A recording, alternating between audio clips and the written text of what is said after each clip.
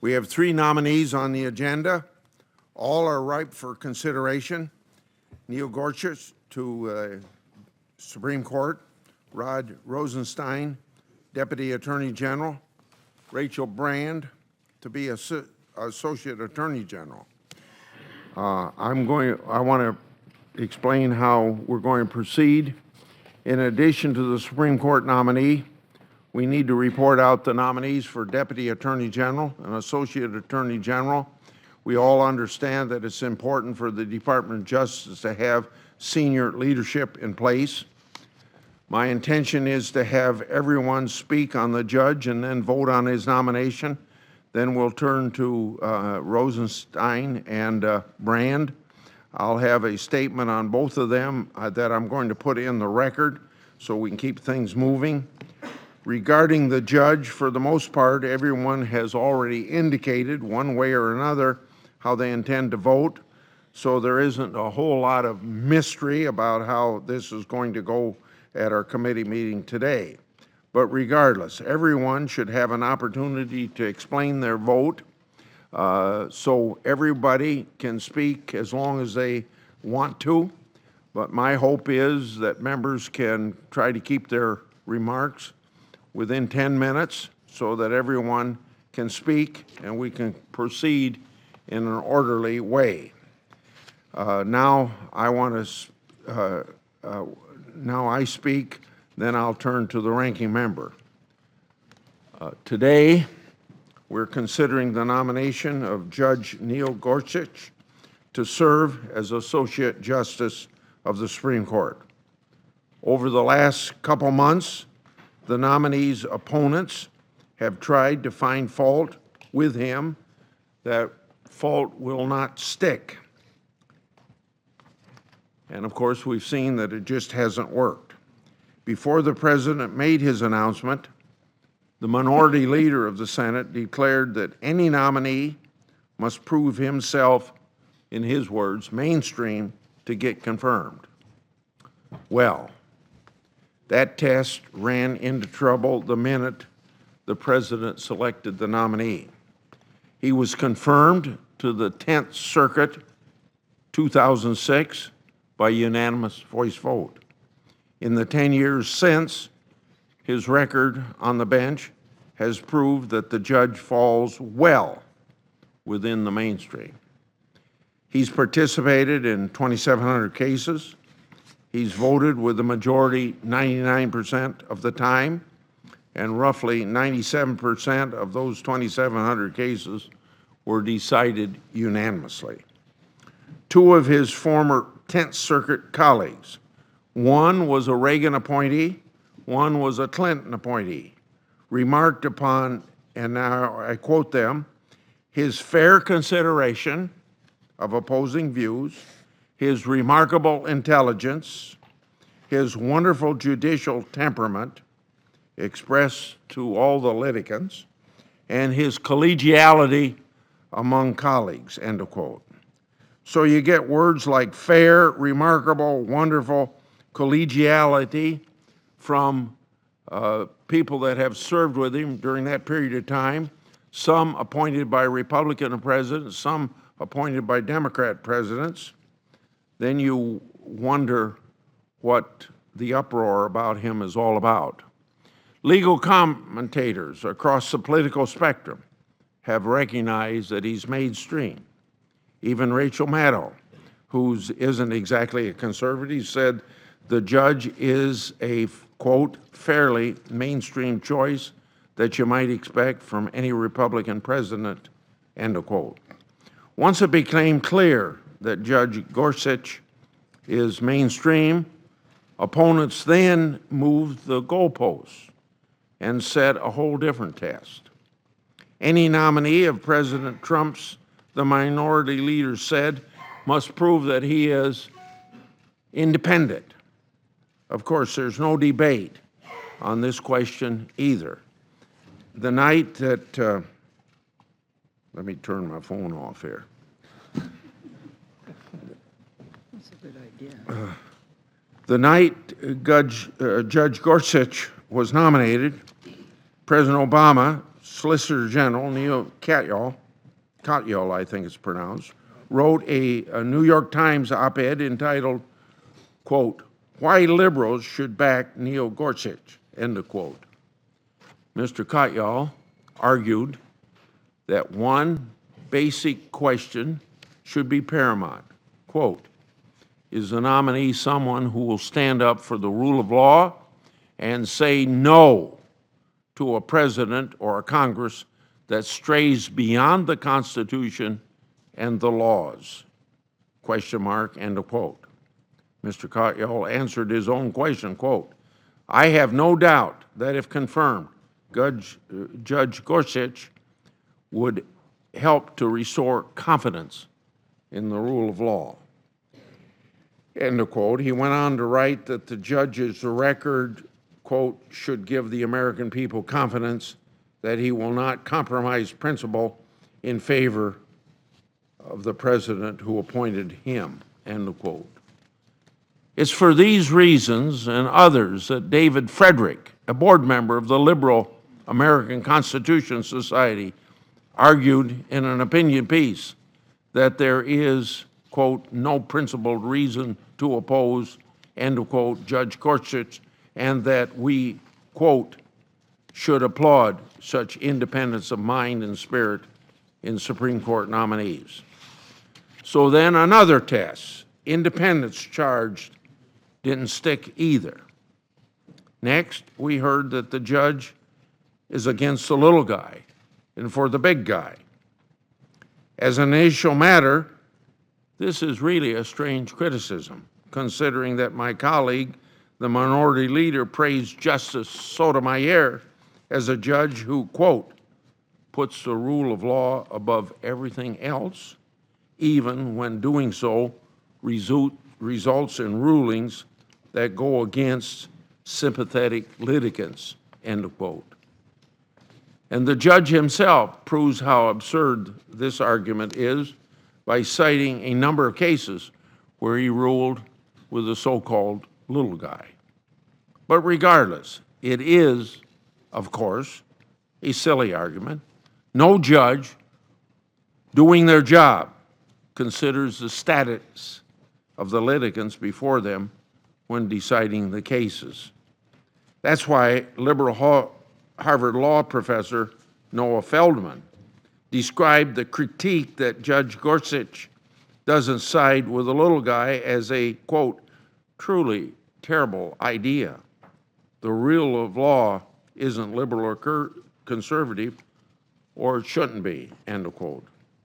In other words, a good judge listens to the arguments, regardless of who makes them, and applies the law regardless of the results. So that didn't stick. So next we heard that the judge hasn't answered questions. That argument is basically a complaint that he won't tell us how he's going to vote on a whole host of legal questions that he might have to deal with when he sits on that bench. Well, the irony here, of course, is that seeking assurances from the nominee how he'll vote on particular legal questions undermines the very independence that we demand of the Supreme Court and right now his nominees. His approach is consistent with the canons of judicial ethics and is consistent with the position taken by Justice Ginsburg during her nomination. In fact, that's where the Ginsburg rule comes from. She put it this way, quote, "A judge sworn to decide impartiality can offer no forecast, no hints for that would show not only disregard for the specifics of a particular case, it would display disdain for the entire judicial process," end quote. Judge Gorsuch's response reflects the Ginsburg principle. And so at last, after all these charges leveled against the nominee and his record have fallen flat, we learned that the nominee should be opposed because of his record, not because of his record or his qualifications, but because of clients he had or the groups who now support him. We've heard criticism of the judge's former client, the Department of Justice, and its litigating position. Opposition on these grounds may be creative, but they're in fact baseless. Here's the inconsistency. Justice Kagan, for example, argued as Solicitor General that the government could constitutionally ban pamphlet material. When that issue was raised at her hearing, she said she was a government lawyer acting on behalf of her client. That client happened to be the same United States government that Gorsuch had worked for a while. But today, the other side is all of a sudden arguing that government lawyers should be held personally responsible for every policy or legal position that the government takes. So once again, that argument doesn't stand up under scrutiny. And finally, of course, we've heard criticism of the advocacy groups who are speaking out in support of his nomination and spending, quote unquote, dark money to issue advocacy.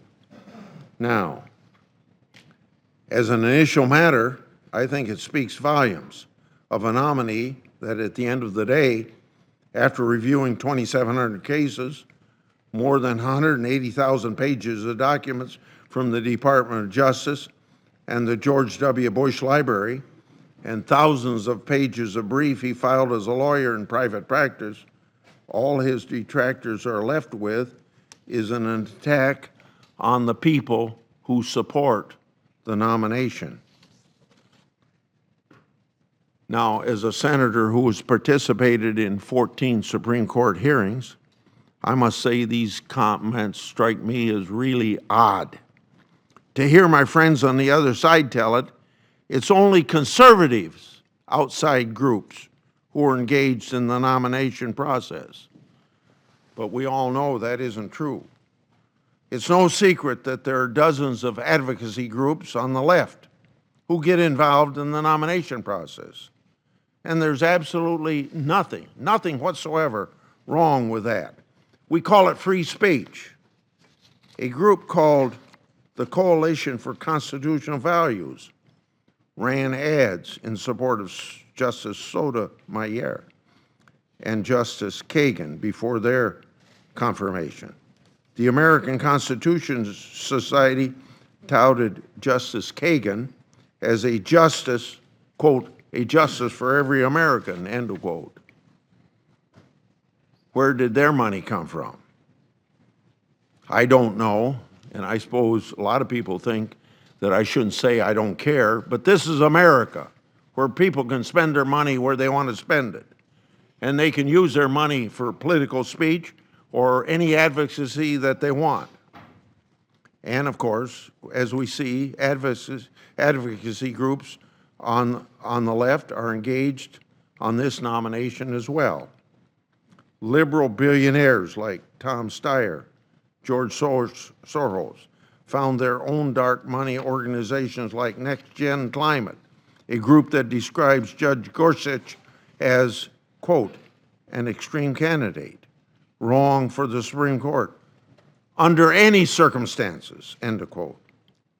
Everyone in this room knows that liberal and progressive groups have been pressuring the minority leader to find a reason, any reason, to filibuster the nominee. NARAL has run ads to pressure members to filibuster. We even had some groups called Progressive Change Campaign Committee target a senior and extremely well-respected Democrat over his quote-unquote squishy comments suggesting he might not filibuster.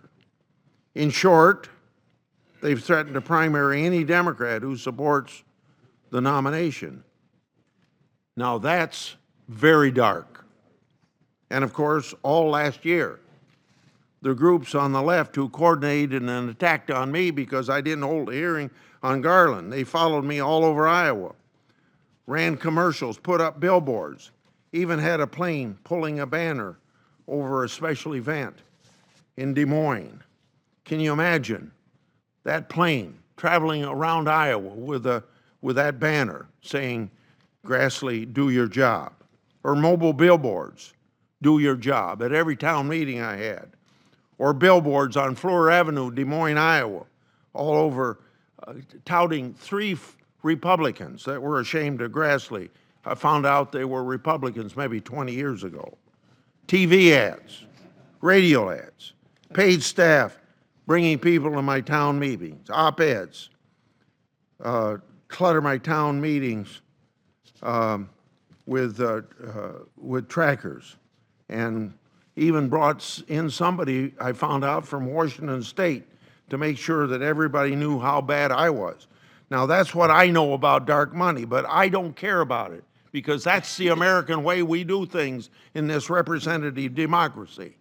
In fact, at my town meetings, I tell people one thing up front in about 2 minutes of opening the meeting, because I don't talk, or I let them set the agenda. But I say, this is what representative government is about. I'm one half of the process, you're the other half. And how can you be representative of the people if you don't have dialogue with them? And so these people come with dialogue with me, and it's part of our democratic system. Now, I've never heard any Democrat complain about all that money that was spent last year. We had a debate, I believe then and I believe now, that we took the right course for the Senate and for the court. And as I said, regardless of who won the election, we'd process this nominee. And so we're processing the nominee. 9 o'clock on election night, everybody thought that Hillary Clinton was going to be president of the United States. But long time before that 9 o'clock, months before, I said, who's ever elected president, we're going to process that nominee. And that's what we're doing right now.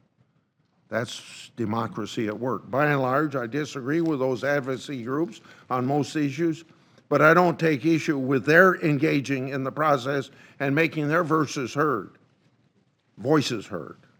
And I don't try to intimidate or silence them. The bottom line is this: if you don't like the fact that issue advocacy groups are engaged in the process, the remedy is not to attack, intimidate, or try to silence them.